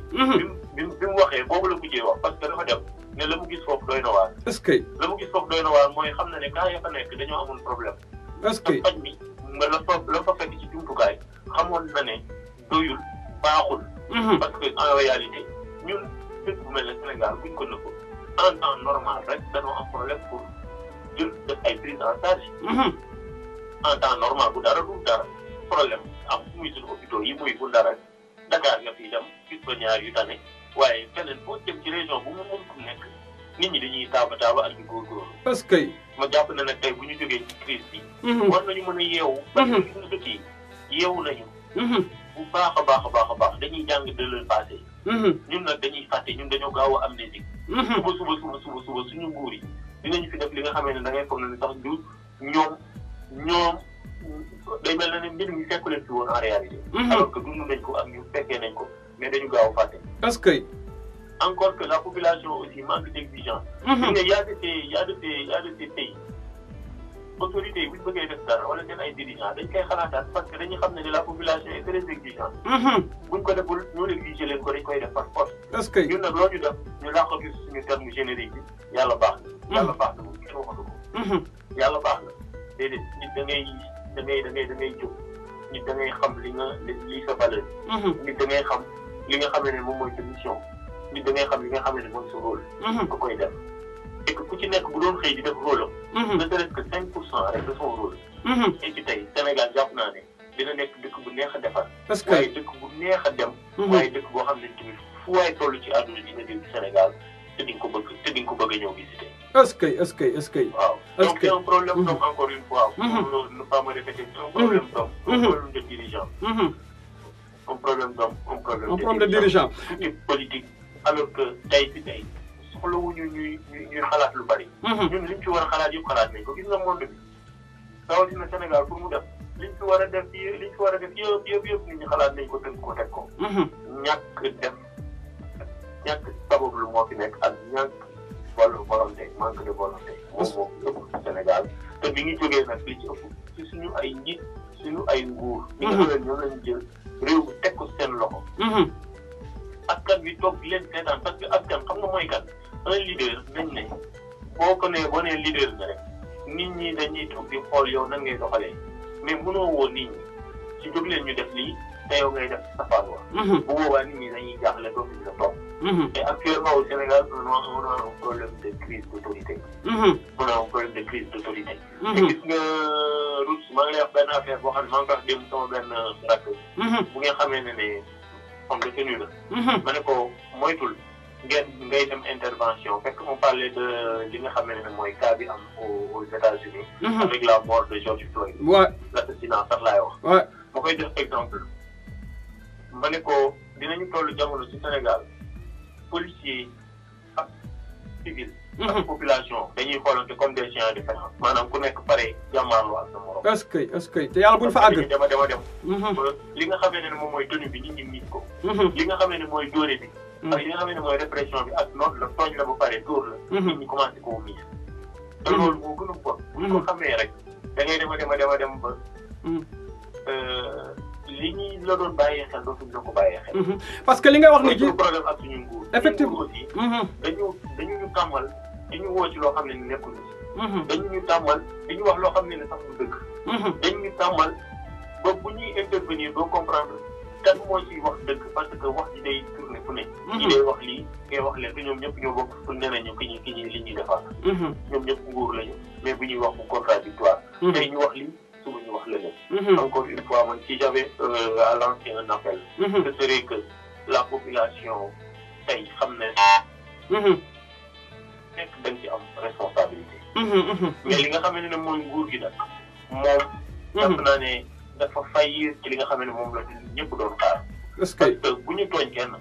feebar bi gis nga bu mu amee ñëpp solidaire. ñëpp solidaire boo amee désolidarisation bi ci am nii jàppal na ne.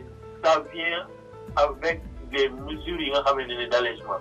parce que nit moom bu sentiree ne li muy def tey mën na ci wàññi as tuut du hésiter mukk daal di ciy précipité te loolu moom moo ñu dal. c'est sûr. lan mooy ndeyu jëlee couvre-feu de 22 à 28 yóbbu ko 21 heures. amul sens yow mën na ma ko wax. waaw 1 heure de plus bi man jaaxal na ma. amul sens. parce que encore une fois benn Ahmed Khalifa Niass moo dem nee na. wala président mu nangul ko ne nit ñi bu ñuy ndogu dañoo war a dem seen ay bu ñu ndogoo moo ñu mën a am temps wu mën a ñibbi. waaw mais bu ñuy. waaw voilà di wax ni coupé na vraiment mu am sens trop donc kooku ngeen doon dégg muy Bamba Faye muy un jeune leader boo xam ni ndeysaan man je l'estime parce que boo koy dégg muy wax day wax ak xel mu sell parce que dañuy faral wax ni ñun suñu slogan mooy xel mu sell mooy nit soo ko ñàkkee daañu la ñuy taf ñu xalaat ci ay minutes. donc ci ay minutes laa leen dëkkaloon ci le nouveau concept waaw dafa mel na ba léegi mi ngi ci line bi kon mën nañ ko jël waaw Cheikh bi. allo. waaw Cheikh bi waaw xam naa réseau bi la allo. allo oui. waaw maa lay dégg waaw xam naa ma ne réseau bee demoon. waaw dëgg la. waaw man yaa ngi wax lu am solo. dëgg la xanaa man jéem a daaneel rek xam nga wax bi nii dafa neex mais da ngay gis ne ni. man dama xët ci Sénégal. dama xëy ci Sénégal. est-ce que. ndax toll naa jamono rupture. mooy am prescription. mosuma gëm génn réew mi man mosuma ko gëm. est-ce que. ma war a dem bitim réew à chaque fois que ma war a dem danaa toog tapale wax samay bopp sax du ma dem. mosuma woon gëm bitim réew. ndeysaan. ñëwoon naa dafa bëggoon nekk wax la ko tey ci émission bi laa leen di visiter. est-ce que.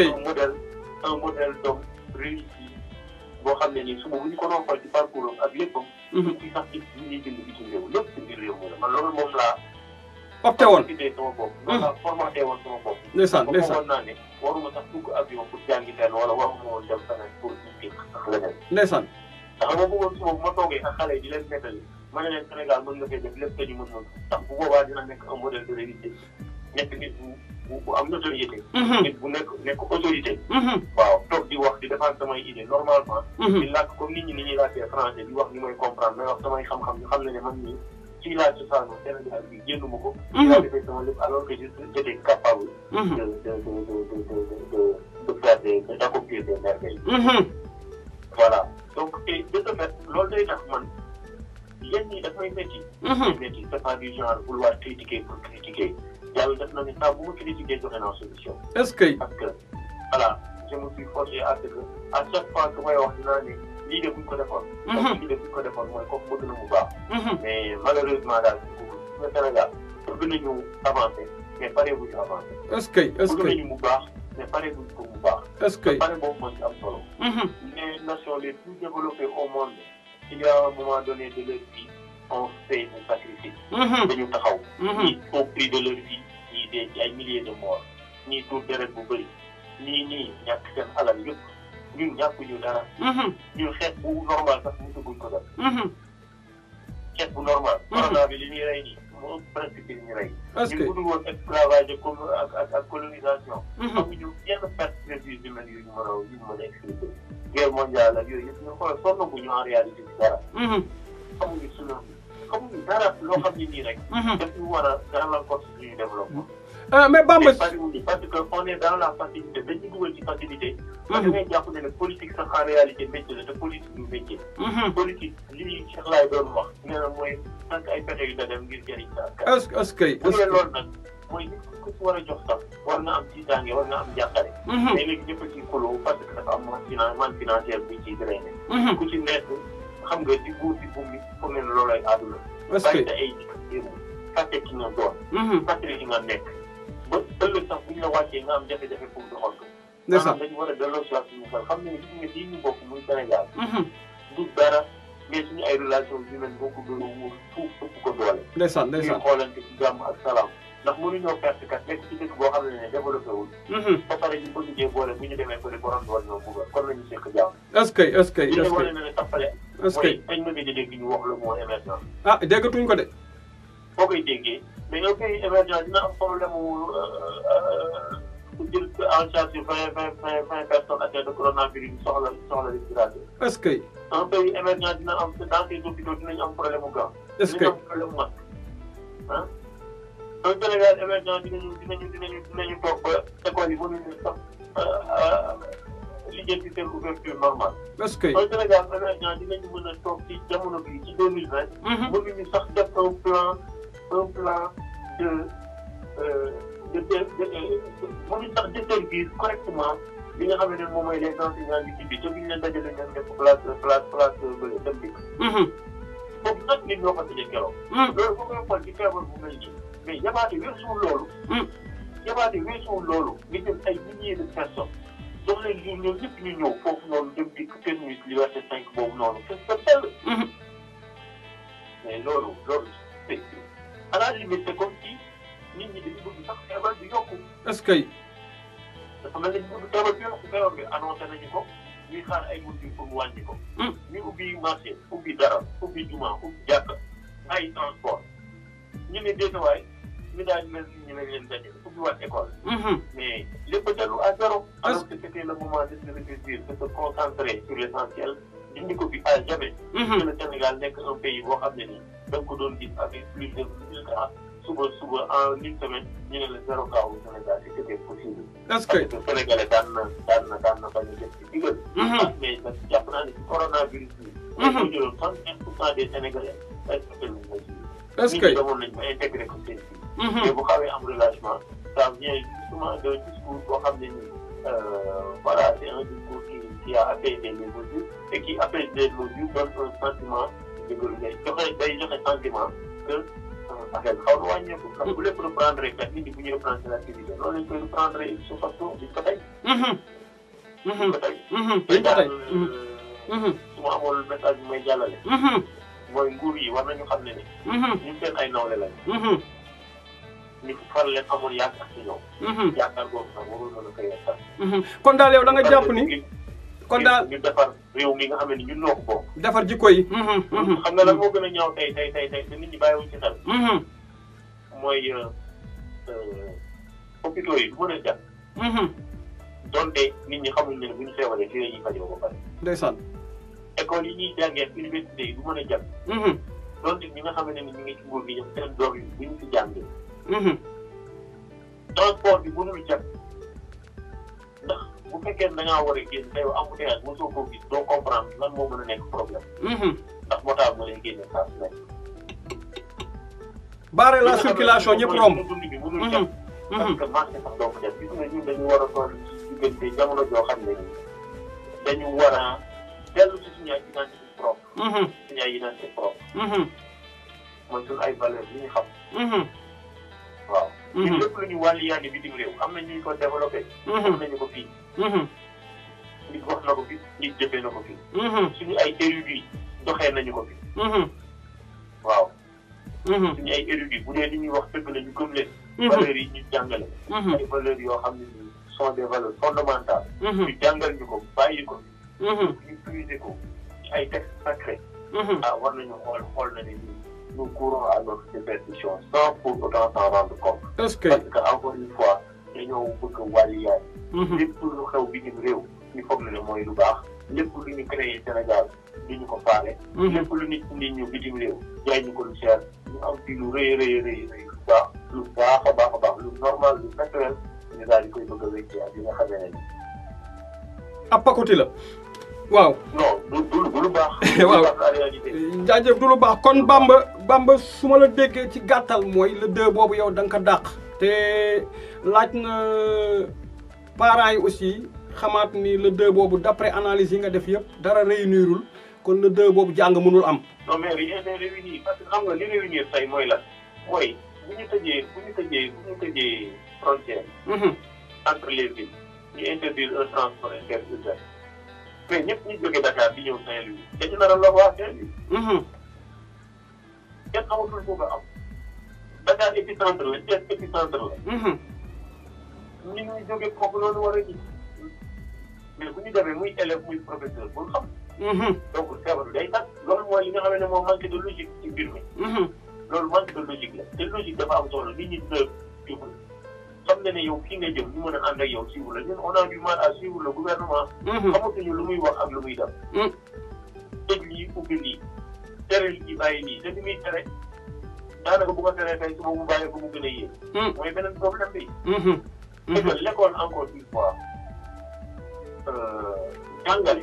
jàngale bi tey. jàpp naa ne bu ñu tollee ci jamono jii war nañu mën a toog te xëy na wax lan mooy programme scolaire. un programme scolaire ñun dañu ko buuree. parce que Sénégal li ñu war a wax dafa bëri. gis nga ñun suñu booy bu ñu leen di jàngal. du ñu sax jàng pour am xam-xam dañuy jàng di gën a ñuul. dañuy jàng pour jàll. maanaam li nga leen di jàngal léegi-léegi la ñuy jàpp pour mun la ko répéter suba après ñu am ay notes ñu jàll. est-ce que. suba nga teg leen cas pratique bu leen noonu avec des résolutions assez simples un cas pratique. duñ ko xam parce que duñ comprendre ne théorie bi wala attention bi wala lii la ñu war a utiliser pour mën ko résoudre. parce que suñu benn li buuree le programme est trop chargé.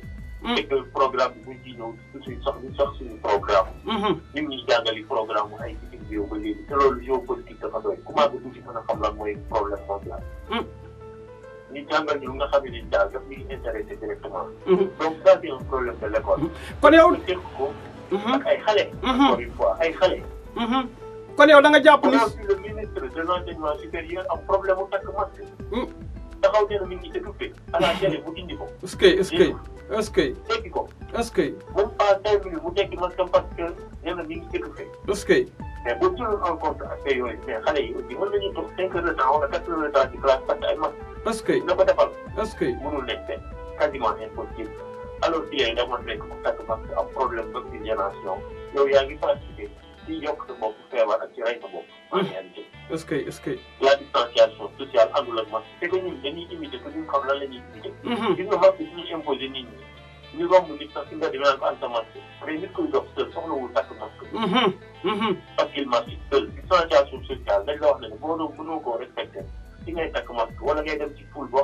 il est impossible nit ñi toog à 1 mètre wala ñu taxaw à 1 mètre dans ce cas nga takk masque pour te prévenir.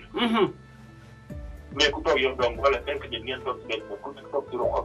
déggantewul leen soxlawul sax takk masque. donc il faut que suñu éducation même boo xoolee à l'image de la télé. moo koy utiliser di sensibiliser dañuy bàyyi lu bari. waaw. pour résumer pour répondre juste à la question. tey man je ne vois pas pourquoi on se précipite pour ubbi école encore que ci gën a garaaw. seetlu woo ko. mooy le début. joxe nañ ko il y a presque 1 mois. est-ce que. pourquoi tey bu feebar bi doon évoluer mais dans un pays sérieux doo joxe date daal di ciy fixé. doo doon joxe date da ngay xool évolution feebar bi du da ngay joxe date pour jéem a def affaire yi pour mu yegg fa da ngay xool évolution bi moo lay wax da nga war a ubbi wala da nga war a continuer. tey ku ubbi école bàyyi transport te ku bàyyi transport war a bàyyi nit ñi tukki te ku bàyyi nit ñi tukki voyager war a bàyyi couvre-feu. te ku bàyyi loolu war li nga xam ne mooy loi d'habilitation bi nga xam ne mooy permettre président muy def lu ko neex dafa war a day amatul sens. en réalité c'est ça. maanaam da nga war a bàyyi nit ñi il faut apprendre yaa leen wax ni vivre apprendre à vivre avec le virus. koo ko wax nag. doo ko restreindre ci yeneen. waaw vraiment am na ñoo xam ne ni dana activité dafa taxaw. vraiment. carrément. dimbali wuñ leen.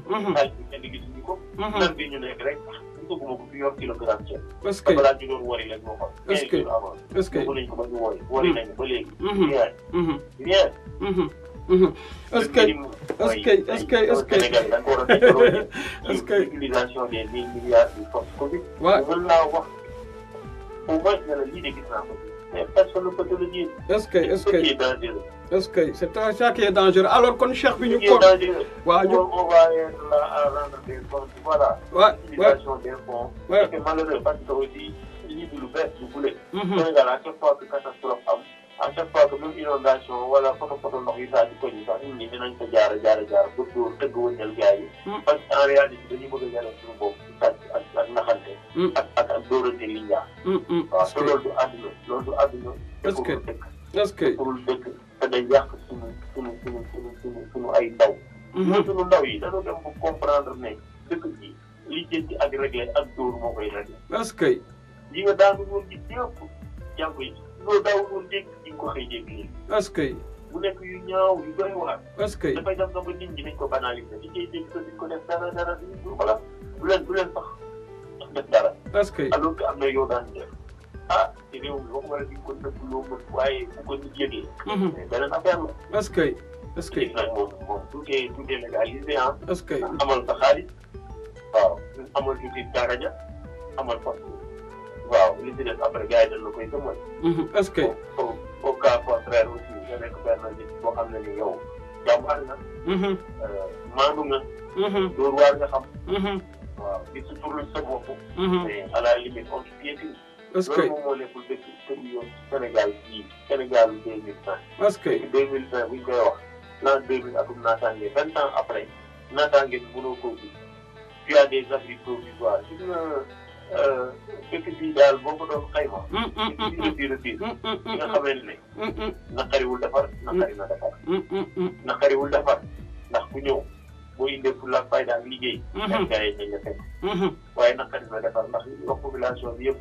dañ koo fekk am na fuñ ko gisee. est-ce que dafa fekk ne ñi ñu jiitu ba léegi li ñuy wax ak li ñuy yëpp dafa diamétralement opposé. est-ce que xale noonu lay jàngee. est-ce que xale da lay xool boo defee mu def boo ko teree lu bon sax nga def ko day foog ne lu baax la léegi ndax dañ kaa def ba pare. est-ce que waaw donc yooyu aussi dañ ci war a bàyyi xel. est-ce que lu ñu war a moom man jàpp naa ni. ñaar moo ci tam. bëgg propager virus bi xamoo noo koy propager. dama lay wax nag sama le fondement pensée. waaw waay sa point de vue waay. parce que les vaccins. gis nañu à Dakar ay affiches ñu bind vaccin yi léegi. dañ ko vacciné contre la grippe ay affiches. ay panneaux. yu bëri ñu def ay affiches à Dakar. est-ce que ça montre kon mooy vaccin am na ba pare. kon yow da nga jàpp ni vaccin yi moom la ñuy préparer moom la ñuy waajal yoon. mais il faut que ñu préparer ko. il faut que ñu préparer ko parce que xam nga tey ñun moomuñu suñu bopp c'est malheureux. tey bu ñu moomoon suñu bopp du ñu am ay techniciens les agents de santé le personnel de santé ñu leen déglu depuis le début de la crise. ñoom ñëpp mankoon nañ ne waruñu woon ubbi frontière yi mankoon nañ ne waruñu woon bàyyi transport bi. mankoon nañ ne waruñu bàyyi bu jiidi dañu war a continuer. waaw mais lan moo war a mën a tax tey ñu xëy rek bàyyi loolu yëpp. te nee nañu dëkk kat boo ci nekk tey bu dee le problème dafa nekk problème de santé nga déglu ci nga xam ne dañuy personnel de santé bi. soo bu doon mbirum culture ak art dañ naan nañu déglu waaw art ak waaw culture ñu ci wax. waaw bu dee ginnaaw suba dafa concerné ay tourisme di ne waaw tourisme ñu ci wax. maanaam bu dee environnement ñu déglu environnemental mais bu leen nee ñu nekk ci secteur bi yëpp dañ ne ñoom lii ak lii ak lii mooy tax. c'est que le confinement la distanciation sociale la limitation du déplacement moo gën a wane ay résultats yi fépp fu ñu dem ci àdduna bi limitation des déplacements. est-ce que. moo tax gars yi di confiné ñun ñu ne ñun ñu limiter les déplacements ba neex ñu bàyyi nit ñi di déplacé wu. est-ce que. combien d'élèves ñoo war a circuler pour jàng combien d'enseignants 10 000 enseignants. mais 10 000 enseignants à travers le Sénégal ñu circuler mais bis bu musul woon dem sax dana fa dem. bu ci enseignant bu ci contaminé wu comme les 2 enseignants de Ziguinchor. mais ñooñu dañoo feeñ avant mais buñ taxawoon nga dugg seen classe nu muy mel. xale yooyu nag ñoo koy jël yóbbuwaat ko ci biir kër yi. classe boo ci dem fekk mu am 20 personnes 20 nit mooy dem. 20 maisons 20 maisons fois 5 tu as 100 personnes ba pare. est-ce que. en une journée tu as 100 personnes ci benn localité. est-ce que. léegi le prétexte c'est quoi mooy que dañu war a suivre cas communautaire. mais waaye ci diggante dem di seeti xale bi yóbbu feebar yi ci këram di ko defar ay analyse ak ay test fekk seen waa kër yëpp fikir leen mën na faa yomb. wala nga administré leen loo xam ne ni moom mooy li nga bëgg. dafay yomb. est-ce que. est-ce que. dafay yomb est-ce que donc man daal je reste un peu sceptique ci traitement crise bi la gestion moom. dëgg satisfaire ma. satisfaire ma ci benn côté. waaw vraiment Faye Bamba ñu lay remercier bu baax li la doon doyee. nga ne waaw am nañ ko. te aussi te comme. jégalu nag ci buñ si jiwee waaye xamal ne daal kër rek. waaw non Faye Bamba ma jàpp ni citoyen dëgg-dëgg da ngay jëriñ sa réew te jëriñ sa réew mooy wax sa réew dëgg. parce que dëgg googu bu ñu demee ba piétiner que tey xale yi mënatuñ tàmm ci dëgg kon ça veut dire que réew mi dootul réew mi parce que Sénégal dañoo am bàkk dignité teraanga xam-xam am ay mag yu baax tey loolu gëm naa ni des na fi parce que yow benn nga ci xale yu baax yooyu. boo ko waxee même diine boobu noonu. war nañu delloo ci suñu xel ndax xam nga diine bi dañ ko bokk ñun ñëpp ñoom. xam nga man loolu laa comprendre. moo waxati ko mooy. dañu toog jamono ñun ñëpp ñu nekk ay musulman ñu bëggoon julli jumaa. ñu ne ñu feebar bi yonent bi nee na. waaw ay jamono dina ñëw mën nañu liqaam. waaye ku nekk daal di toog jullee sa kër. bu amee ngelaw bu fort man loolu yëpp xam nga da nga koo jàng ci télé bi ndax ñëpp dañ ko défendre. pour jumaa yi. ak jàkka yi. boobu cas yi matul woon sax 5 ans. ndeysaan. cas yi dem man 1600 et quelque woon ñu ne ay woon dañ leen ubbiwaat affaire yi dem julli ji. est-ce que. yow mi défendre tëj bi yow yaa demaat julli ji te yow yaa di wax man sama classe bi man bëggoon julli. nga ne ma yonent bi ci sunnaam ñeen ko doxalee woon. waaye ñun nan la ñu war a demee lu dul sunna yonent bi. sallallahu taala alayhi wa sallam. ñu jàngalaat ñu ne yonent bi dafa daan xool ay sàppe ñetti sàppe ci ginnaaw. balaa muy julli pour bañ benn distance dox ci suñu diggante. tey léegi mën nañu julli dugg ci ay jumaa def ko ay 1 mètre. li ma lay wax dafa garaaw de. non dafa sensible ah dafa sensible aussi il faut gars yi xam ko. mais en réalité foog gars yi xam ko. éducation yi xale yi dañuy jàng dañuy téye. suba kon bu ñu ñëwoon feebar bi dafa bëgg 2 mètres dañuy bëgg def ay sàppe yu 2 mètres. waaw bu leer bu leer. ñu jàngale waat ci sunna bi ne foofu warul am benn distance. ndax nee nañ bëggul seytaan yi bëgg ci diggante bi. oui est-ce que. ñu jàngal ñu tamit ne yooyu bu fekkee am na yeneen bi jàngale woon na mën nañu toog ku nekk julli sa kër ndax feebar bi lu lay nox. est-ce que mën nga toog julli sa kër. est-ce que. waaw léegi lu tax ñu bëgg a créer dem julli ci kon forcément. wala ko. ah tëj ko baaxul loolu nañ ko nangu. ñaar moo ci am. en tout cas version yi bare na ñu woon tëj rek. version yi bare na allah axlan yàlla rek moo xam te li nga wax yëpp xel nangu na ko parce que li nga wax taarix la da nga ko teg ci ay base yu leer xam naa duñu def lu dul di la sant di la gërëm di wax ni vraiment kontaan nañ trop ndaw li lay jëriñ réewam bu ñuy wax ndaw buy jëriñ réewam mooy lii un ndaw ki sa réew boo ko bëggee jëriñ waru dugg ci corruption waruñu naj sa loxo waruñu la tënk waruñu tëj sa làmmiñ waruñu tëj sa dara parce que lii nga def jaamu yàlla la ndax tey bu amee benn jeune bu ko seetaan ba jël ci comme cas comme référence dem wax ko yeneen moroom jeune am kon sauvé nga donc voilà di wax ni moo tax ñu créé le concept du l'invité au téléphone ñëpp xam nañ ni du sax ñun du ay confinement wala yeneen man tey su ma waroon def ak yow émission dama naan la Bamba nañ tase quelle partie ñu def suñu émission amul problème xam nga mais seulement bii beneen concept bu bees la boo xam ni tey sama sister de cœur Amy Théa Xaas mi ngi Dakar am naa ko direct Babacar Niang wàcc na Zik FM mi ngi këram Daaru am naa ko direct bi tey ma nga Ngaleel am naa ko direct yow yaa ngi nii Beauvert am naa la direct kon ça veut dire que ni concept si biir concept la xanaa rek di wax ni sëñ Bamba nga defal ñu ñaan et puis lan ngay wax waa Mbedd Mi TV ak concept bi l'invité au téléphone. xel mu sell rek. xel mu sell waaw. xel mu sell rek jàmm xéwal. ak saayikun ak saayikun ak saayikun. waaw jàmm xéwal sutura. ak saayikun. waaw ak nit lépp lu muy def moom mu jàpp ne ne mën na cee jaamu yàlla. te yaa ngi bay sa waar. est-ce que ak sa ak sa. waaw lépp lu muy def lu baax dana jàpp ni jaamu yàlla. est-ce que est-ce que yaa ngi ciy bay sa waar. est-ce que. waaw loolu moom moo am solo. moo am solo li nekk daal. waaw di nga yëngatu def li ngay def rek përti mais nit ñi xamante ne nii. waaw nit ñi xamante ne nii. lu baax moom du yàgg mukk ko nekk lu bon. mukk. waaw comme tamit li nga xam ne moom mooy dëgg. dëgg moom tamit du yàgg mukk rek ba xëy rek nekk fen mënul ne. est-ce que est-ce que dëgg la te yàlla def na ne am nga franc parler ma la xam ne. est-ce que donc je suppose que ne ci loo dugg rek. ñu ci demee avec le même langage. est-ce que. ñu ci demee avec la même tenue. est-ce que ñu ci demee xel mu sell. est-ce que. waaw. ñu ci demee xel mu sell te loolu am na solo. est-ce que jërëjëf sëñ Bamba jërëjëf sëñ Bamba. jërëjëf. alors jërëjëf ñu ngi lay sant di la gërëm di wax ni madame vraiment confinement war na tegg ko parce que madame moom waxuma sax yaakaar na mais nam nañ ko madame na ñëwaay. waaw dafa war a ñëw waaw dafa war a ñëw incha allah léegi mu ñëw jërëjëf sëñ Bamba. jërëjëf aywa ñu kontaan ci moom trop moom mooy sëñ Bamba Faye mu nekk un jeune boo xam ne bi ma ko xamee léegi dama ko xam ci dëggu xam ko ci franc parler dama ko xam ci un acteur de développement un activiste dama ko xam ci koo xam ni vraiment lu mënti am rek pour réewam daf ci taxaw léegi-léegi yéen a ngi dégg moo ne il voulait être le modèle de jeune boo xam ni fii lay amee léegi démb dama lancé benn vidéo avec le projet Tekki fii Tekki au Sénégal bi ñu koy lancé man bokkoon naa ci ñi ko doon lancé ñu def le tour du Sénégal dama dem ñëw tëdd feebar bu metti parce que dama jaayante pour que projet boobu law mooy li Bamba Faye di wax dama doon jaayante di ñekk ci ay rang-rang amaana projet boobu am na ci ñoo xam ne dañu leen copté woon bien avant jël leen def leen ay VIP jox leen ay 4x4 yu mool dëkk leen ci ay hôtel fay leen lu mat ñuy lekk lu mat mais man j'étais un bénévole si projet bi di remercier sama sister boobu tudd Koumba Sarr jël boore ma ci projet bi donc voilà ma ànd ak ñoom def le tour du Sénégal ak ñoom mais noonu ma doon wëree ak noonu ma doon joxe comme d'habitude aw ma demi mesure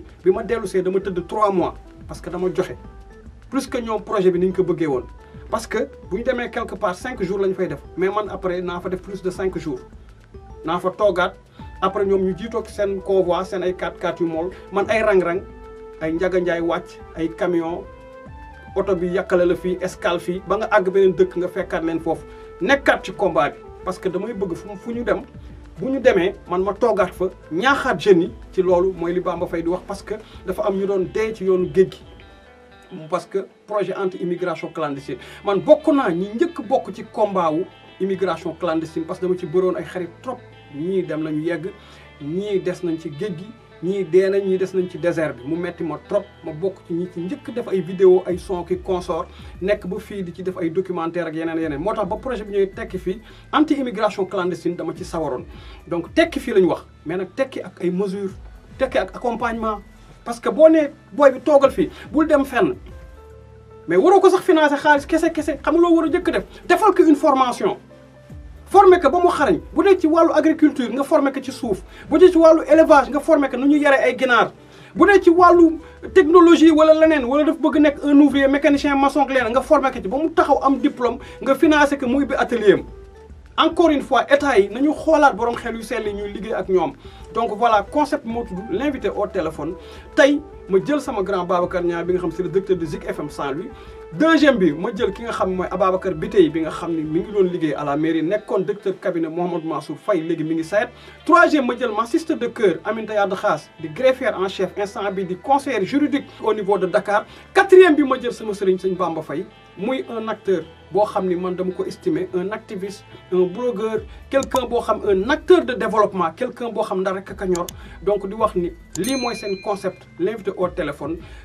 bi nag 77 la 613 89 82 moom la ñuy wootee ñu dugg moom la ñuy répondre encore képp koo xam concept bi intéressé na la bëgg nga ci bokk wooñu def la ci liste bi parce que Mbedd Média TV de New Generation TV télé de la nouvelle génération télé boo xam doo koy seetaan doo am diabète cancer ba ci tension télé bu yokk sa intention ci lu baax kenn dox attention télé boo xam boo amul as comme ñun ñaan nañu yàlla am comme bu bare ba di la jox aberration kon di wax ni lépp lu baax Allah subhanahu wa taala moo baax moo tax ñun ñu faax lépp lu bon ñun mbindeef ñoo matul comme ni ko Bamba ñaane dëgg lañ ma xamal Sëriñ Ndar jaraafu dëkk bi xel mu sell lañ ma xamal te xel mu sell laay prôné parce que maa ngi ci biir studio jotali bi nga xam ni moom mooy yaayu Mbedd mi entertainment Mbedd Média TV ak wàllu Mbedd Média ak yeneen ak xoddiku balaa nga lakkal le réseau te pourtant maay filmer sam bopp maay réaliser sam bopp maay bind concept bi maay def lépp macha allah mais di ko santé suma baay bu sell bi Amadou Mokhtar Ndiaye di sama wasila ak suma yaay Souadou Marème Faye bu sell bi yàlla na ko yàlla yërëm mi ngi nelaw foofu ci cimetière de Yoff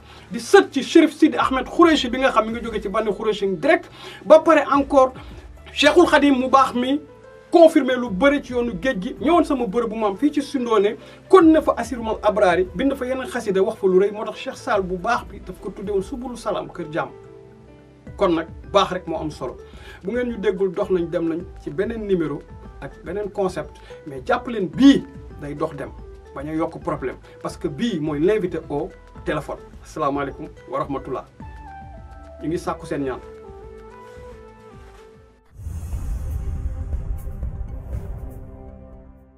Aduna moom du kër gu ci wéeru bas na aduna moom du kër gu ci wéeru bas na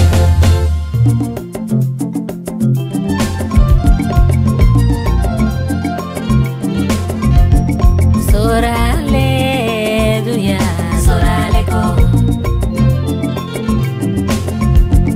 sorale dunya sorale ko boo bañee ku la gis yedd la sorale ndamoo sa askan perte nga sorale nga ndamoo juddoo it ñàkk nga sorale juddu chance la waaju chance la fulla ak fayda mérite la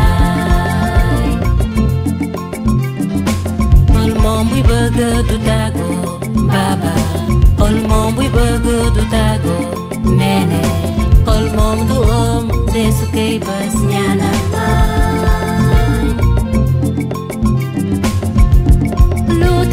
luta nangu wo farata sunani julika